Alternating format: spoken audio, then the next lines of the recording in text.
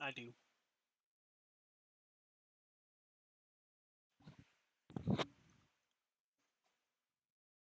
All right.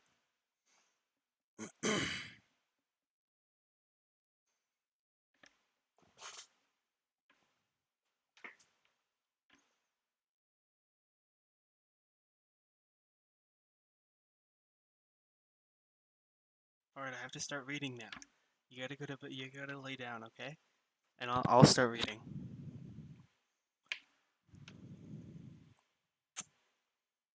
Okay.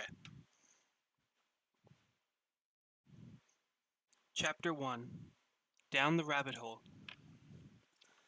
Alice was beginning to get very tired of sitting by her sister on the bank and having nothing to do. Once or twice she had peeped into the book her sister was reading, but it had no pictures or conversations in it. And what is the use of a book, thought Alice, without pictures or conversations? So she was considering in her own mind, as well as she could, for the hot day made her feel very sleepy and stupid, whether the pleasure of making a daisy chain would be worth the trouble of getting up and picking the daisies, when suddenly a white rabbit with pink eyes ran close by her. There was nothing so very remarkable in that, nor did Alice think it so very much out of the way to hear the rabbit say to itself, oh dear, I shall be late." When she thought it over afterwards, it occurred to her that she ought to have wondered at this, but at the time it all seemed quite natural. But when the rabbit actually took a watch out of its waistcoat pocket and looked at it and then hurried on, Alice started to her feet, for it flashed across her mind that she had never before seen a rabbit with either a waistcoat pocket or a watch to take out of it, and burning with curiosity, she ran across the field after it, and fortunately was just in time to see it pop down a large rabbit hole under the hedge. In another moment down went Alice after it, never once considering how in the world she was going to get out again. The rabbit hole went straight on like a tunnel for some way, then dipped suddenly down, so suddenly that Alice had not a moment to think about stopping herself before she found herself falling down a very deep well. Either the well was very deep, or she fell very slowly, for she had plenty of time as she went down to look about her and to wonder what was going to happen next. First, she tried to look down and make out what she was coming to, but it was too dark to see anything. Then she looked at the sides of the well and noticed that they were filled with cupboards and bookshelves. Here and there she saw maps and pictures hung upon pegs. She took down a jar from one of the shelves as she passed. It was labeled orange marmalade, but to her great disappointment it was empty. She did not like to drop the jar for fear of killing somebody underneath, so managed to put it on one of the cupboards as she fell past it. Well, thought Alice to herself, after such a fall as this, I shall think nothing of tumbling downstairs. How brave they'll think all of me at home. Why, I wouldn't say anything about it, even if I fell off the top of the house, which is very likely true. Down, down, down. Would the fall never come to an end? I wonder how many miles I've fallen by this time, she said aloud. I must be getting somewhere near the center of the earth. Let me see. That would be 4,000 miles down, I think. For you see, Alice had learnt several things of this sort in her lessons in the schoolroom.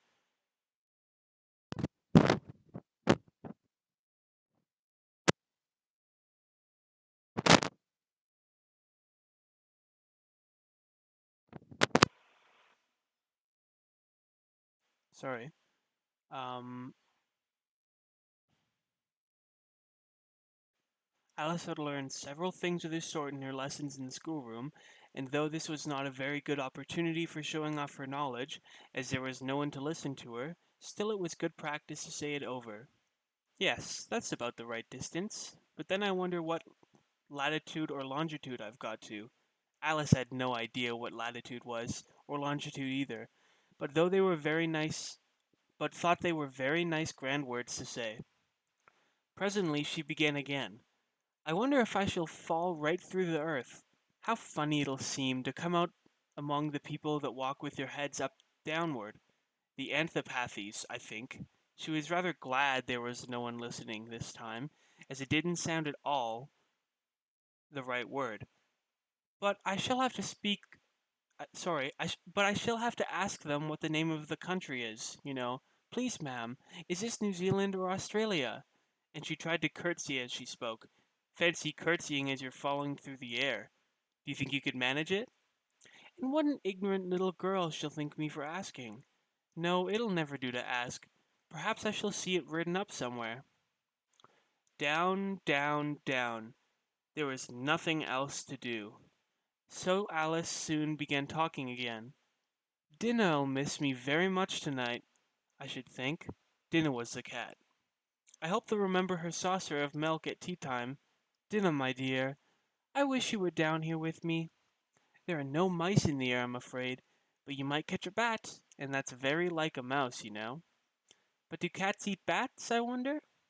And here Alice began to get rather sleepy, and went on saying to herself in a dreamy sort of way, do cats eat bats? Do cats eat bats? And sometimes, do bats eat cats? For you see, as she couldn't answer either question, it didn't much matter which way she put it. She felt that she was dozing off, and had just begun to dream that she was walking hand in hand with Dinah, and saying to her very earnestly, now, Dinah, tell me the truth. Did you ever eat a bat?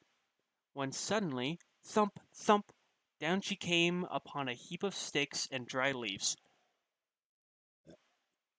and the fall was over. Alice was not a bit hurt, and she jumped up on her feet in a moment. She looked up, but it was all too dark overhead. Before her was another long passage, and the white rabbit was still in sight, hurrying down it. There was not a moment to be lost. Away went Alice like the wind, and was just in time to hear it say as it turned a corner, "Oh, my ears and whiskers, how late it's getting!"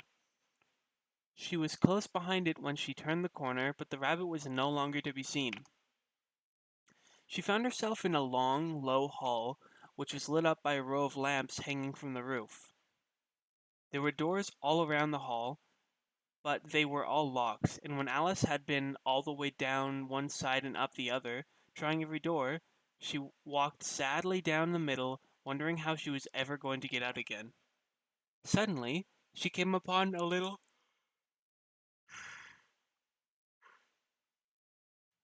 Suddenly, she came upon a little three-legged table, made of solid glass. There was nothing on it except a tiny golden key, and Alice's first thought was that it might belong to one of the doors of the hall. But alas, either the locks were too large, or the key was too small. But at any rate, it would not open any of them. However, on the second time round, she came upon a low curtain she had not noticed before, and behind it was a little door about 15 inches high. She tried the little golden key in the lock, and to her great delight it fitted.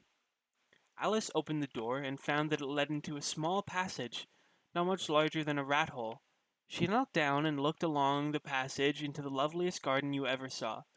How she longed to get out into the dark hall and wander among these beds of bright flowers and those cool fountains, but she could not even get her head through the doorway.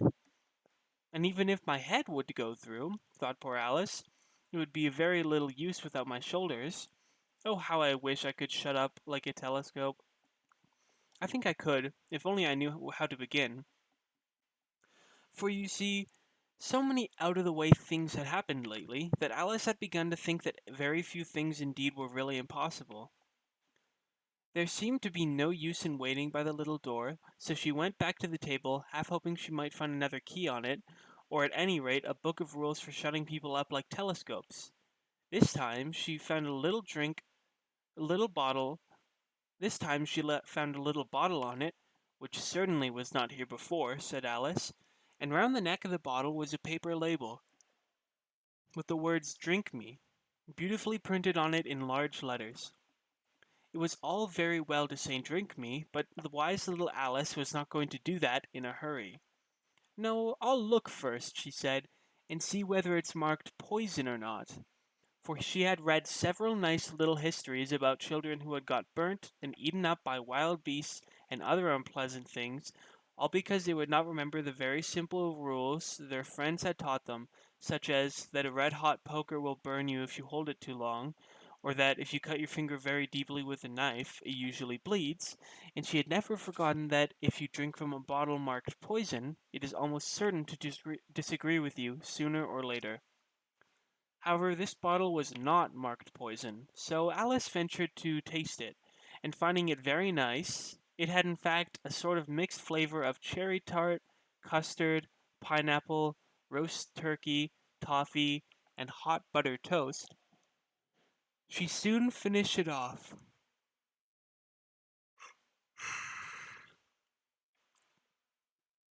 What a curious feeling, said Alice. I must be shutting up like a telescope.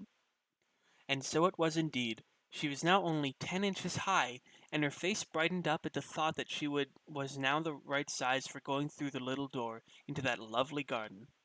First, however, she waited for a few minutes to see if she was going to shrink any further.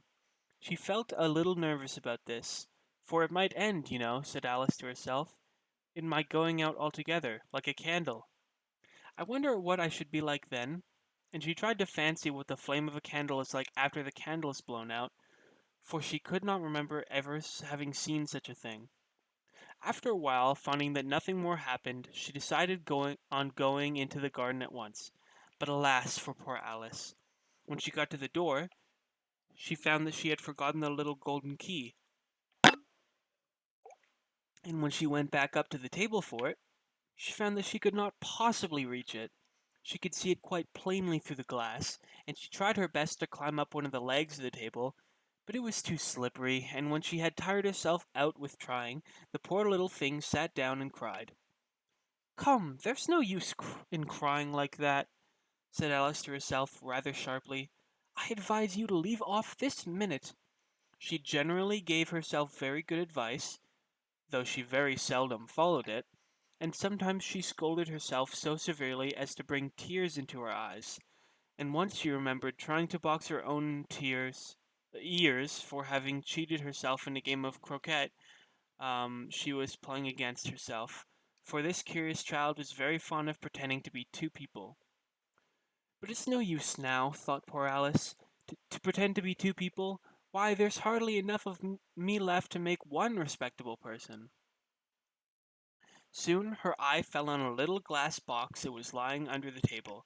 She opened it, and found in it a very small cake, on which the word "Eat me" were beautifully marked in currants. Well, I'll eat it, said Alice, and if it makes me grow larger, I can reach the key, and if it makes me grow smaller, I can creep under the door. So either way, I'll get into the garden, and I don't care which happens.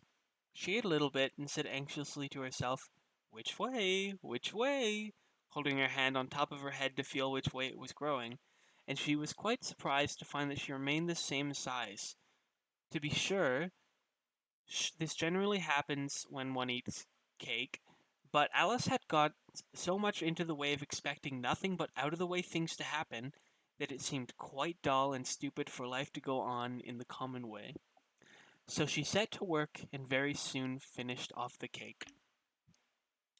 That is the end of chapter 1, and I love you so much, and me and Monkey and Finn and Oliver and our new baby kitten will cuddle, and I'll read to all of us, okay? All together, and then I'll also get everybody hot chocolate, and we can have lots of snacks, and we'll cuddle so tight. I love you. Have a good sleep if this is the last one you're watching for the night.